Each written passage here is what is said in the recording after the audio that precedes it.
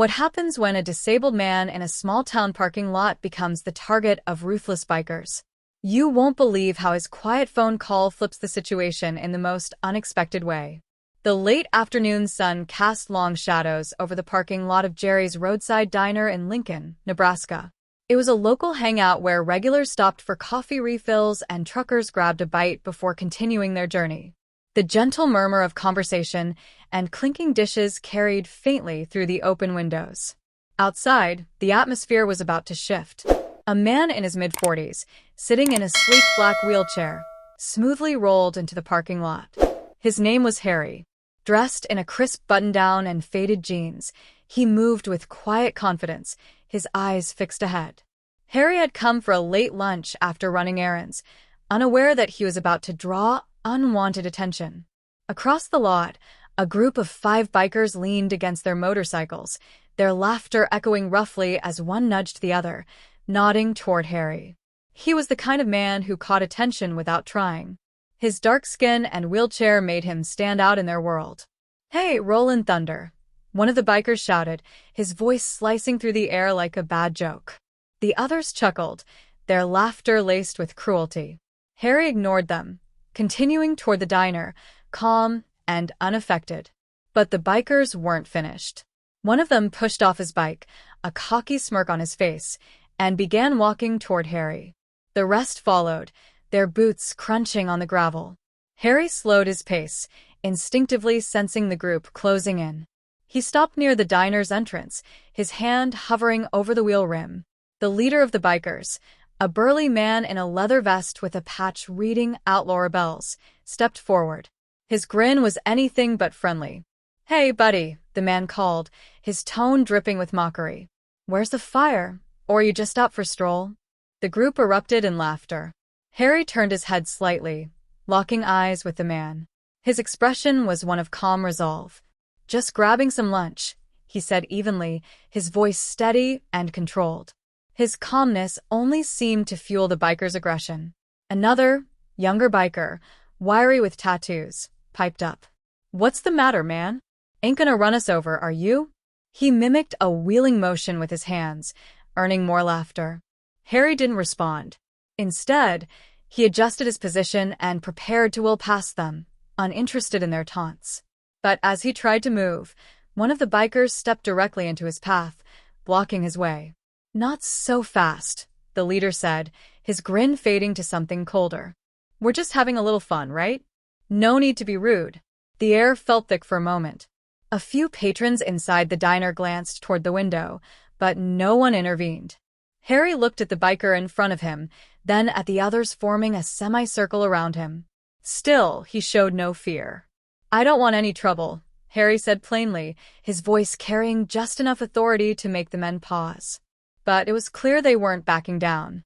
Instead of replying, Harry slowly reached into his pocket and pulled out his phone. His movements were deliberate, but the bikers didn't miss a beat. The leader's smug expression faltered for a moment. "Who you calling, huh?" he barked. "Cops ain't gonna do much out here." Harry's calm demeanor didn't shift. He dialed, put the phone to his ear, and said just a few words before hanging up. The bikers exchanged uneasy glances, but they still hadn't realized what was coming. Harry tucked his phone back into his pocket without saying a word. The leader of the bikers squinted at him, trying to read his expression. "What was that about, huh? You think you're scaring us?" he sneered, though there was an undercurrent of doubt in his voice. Harry didn't respond. He didn't need to. Instead, he wheeled his chair a few feet to the side, positioning himself against the wall of the diner, as though he had all the time in the world. His calm composure only served to heighten their frustration. "You got backup coming?" one of the bikers joked, his laugh carrying a nervous edge. The others joined in, but it sounded hollow, forced. Something about Harry's quiet confidence was starting to unsettle them. Minutes passed, and the bikers shifted restlessly, their bravado beginning to crack. "Man, I don't like this," one muttered under his breath. But the leader silenced him with a sharp glare. Then it happened. A low rumbling sound filled the air, faint at first, but growing louder with every passing second. The unmistakable roar of engines cut through the uneasy quiet of the parking lot. Heads turned toward the main road as a convoy of motorcycles appeared on the horizon. Their chrome gleamed under the late afternoon sun, the sight of them enough to make the bikers fall silent. The convoy was massive, dozens of riders clad in black leather, their helmets gleaming. Their jackets were adorned with patches that bore symbols of unity and protection. They moved as one, their presence commanding attention. Harry watched them approach, his face unreadable. He hadn't spoken since his phone call, but now a faint smile played at the corner of his lips. The convoy pulled into the parking lot with military precision, lining up their bikes like soldiers preparing for battle. The leader of the original bikers took a step back, his confidence crumbling as he muttered, "Who the hell are these guys?" But deep down, he already knew the answer. The power dynamic had shifted, and there was no going back. The convoy dismounted their bikes almost in unison, boots hitting the gravel with a steady rhythm. They moved with purpose, no words, no shouting, just a collective presence that was impossible to ignore. Each one carried an air of quiet authority, their leather jackets emblazoned with a patch that read Guardians of the Road. The leader of the convoy, a tall man with a silver beard and piercing eyes, stepped forward. He scanned the scene quickly, his gaze landing on Harry. "You good, brother?" he asked, his voice calm but firm. Harry nodded slightly, his expression still composed. "I am now," he replied. The silver-bearded man turned his attention to the bikers who had been harassing Harry. The group that had, moments ago, seemed so cocky and untouchable, now looked like deer caught in headlights. The leader of the original bikers tried to puff out his chest, attempting to regain some of his bravado. "What's all this about?" he demanded, though his voice betrayed his nervousness. The Guardian leader took a single step closer, his imposing presence enough to make the man flinch. "This is about respect," he said simply. He said evenly, his tone carrying the weight of someone who wasn't used to repeating himself. "Something you clearly don't understand." The other Guardians fanned out slightly, forming a protective semicircle around Harry. The original bikers exchanged uneasy glances, their confidence draining with every passing second. One of them, the wiry young man with tattoos, muttered, "Man, we didn't mean anything by it. Just messing around, you know?" But the Guardian leader wasn't buying it. He folded his arms across his chest and said, "Messing around? Harassing a man in a wheelchair isn't messing around. It's cowardice." His words hit hard, and for the first time, the bikers had nothing to say. The silence was deafening, broken only by the faint sound of the diner door opening as curious onlookers peeked out to see what was happening. The leader of the original bikers swallowed hard, his earlier smirk now a distant memory. He looked at his crew, hoping for some backup, but their eyes darted away, avoiding his. The Guardians stood firm, their presence overwhelming. Their silence was more intimidating than any threats could have been. Harry finally spoke, his voice calm but cutting through the tension like a knife. "You thought I was alone, didn't you?" He paused, letting the weight of his words settle. "That's the thing about people like you. You only pick on those you think can't fight back." The silver-bearded Guardian glanced at Harry, a flicker of pride in his expression. Turning back to the bikers, he said, "Now here's what's going to happen. You're going to apologize to this man properly, then you're going to leave. And you're not going to pull this kind of stunt again, ever. Do I make myself clear?" The leader of the bikers opened his mouth to argue, but the steady, unflinching gaze of the Guardians stopped him cold. He hesitated, then muttered, Yeah, okay, we're sorry." Harry raised an eyebrow. "That didn't sound like you meant it."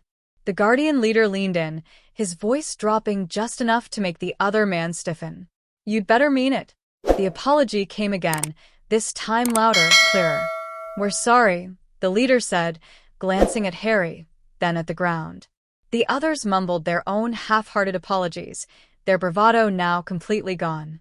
Harry nodded once. Apology accepted. "But remember, you don't get a second chance to fix this kind of mistake." As the bikers scrambled back to their motorcycles, the Guardians stayed put, watching silently until the group sped off. Their earlier arrogance was replaced by haste and humiliation. The parking lot grew quiet again, the tension finally lifting. Harry turned to the silver-bearded man and extended a hand. "Thank you," he said simply. The man clasped Harry's hand firmly. Anytime, brother. You're not alone. Remember that. The convoy began to mount their bikes, the rumble of their engines filling the air once more. But this time, it wasn't a sound of fear. It was solidarity. A reminder that strength comes in numbers and that standing up to injustice always matters. As the last of the Guardians revved their engines and rolled out of the parking lot, Harry took a slow breath, the weight of the past few minutes lifting from his shoulders. He could still hear the faint hum of their bikes in the distance, a sound that now carried with it a sense of triumph rather than intimidation. The diner, which had been so quiet moments ago, was now filled with a new energy as patrons inside, who had been watching from the windows, began to return to their meals, exchanging whispered conversations. Harry rolled toward the diner door, his movements unhurried. He had dealt with worse in his life, and today had just been another reminder that standing firm in the face of hate and cruelty would always be the right choice. Inside, the waitress, a middle-aged woman with short blonde hair, gave him a soft smile as he entered. "Everything okay out there?" she asked, her eyes scanning him for any signs of distress. Harry returned her smile, his tone warm. "Yeah, everything's fine now. Just had a little misunderstanding." She raised an eyebrow but didn't press him further. "Good to hear. Your usuals?" "Please," he replied as he sat down at his usual booth. Harry couldn't help but reflect on the brief encounter. The bikers had thought they could intimidate him, that they could take advantage of his disability, but they hadn't counted on one thing. Harry wasn't just a man in a wheelchair. He was part of a larger community, one that wouldn't hesitate to stand by him when the need arose. The silver-bearded guardian had been right. It wasn't just about the apology, it was about the message. About showing that there was power in unity, and that even in the face of intimidation, one person could make a difference. Harry had stood firm, and in doing so, he had reminded those around him that real strength doesn't come from how much you can physically endure, but from your ability to remain true to who you are, no matter the situation. It was a lesson not just for the bikers, but for everyone watching. No one, no matter their background or their circumstances, should ever be underestimated. And in the end, kindness and respect always outweigh fear and cruelty. As the waitress brought his coffee, Harry took a sip, feeling the warmth of it spread through him. For the first time that day, he felt a sense of peace. He had won, not because he had to fight, but because he had stayed true to himself, and in doing so, had inspired others to do the same.